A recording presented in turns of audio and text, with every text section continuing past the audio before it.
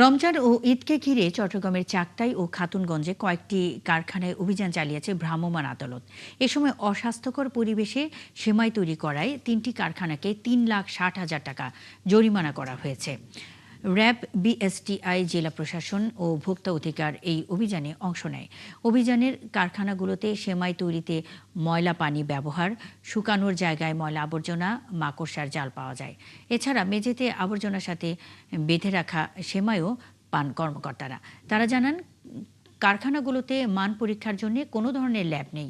কোনো কোনো কারখানায় ট্রেড লাইসেন্স বা সরকারি কোনো দপ্তরের অনুমোদনও নেই। এ ধরনের অভিযান অব্যাহত থাকবে বলে জানান কর্মকর্তারা।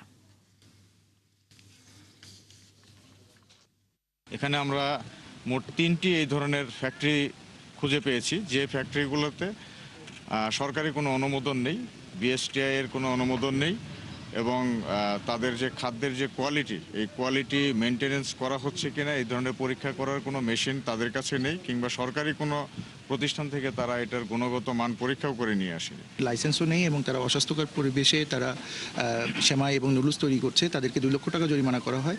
পরবর্তীতে আমরা আরেকটি প্রতিষ্ঠানে যাই, তো সেখানে তাদের পরিবেশ যথেষ্ট ভালো ছিল, কিন্তু তারা বিশুদ্ধ পানি ব্যবহার না করার কারণে তাদেরকে আমরা 10,000 টাকা জরিমানা করি। ভার্মিসেলের যেই উপকরণ হিসেবে পানিটা ব্যবহার করা হচ্ছে, তাদের পানিটা হচ্ছে স্বাস্থ্যসম্মত না।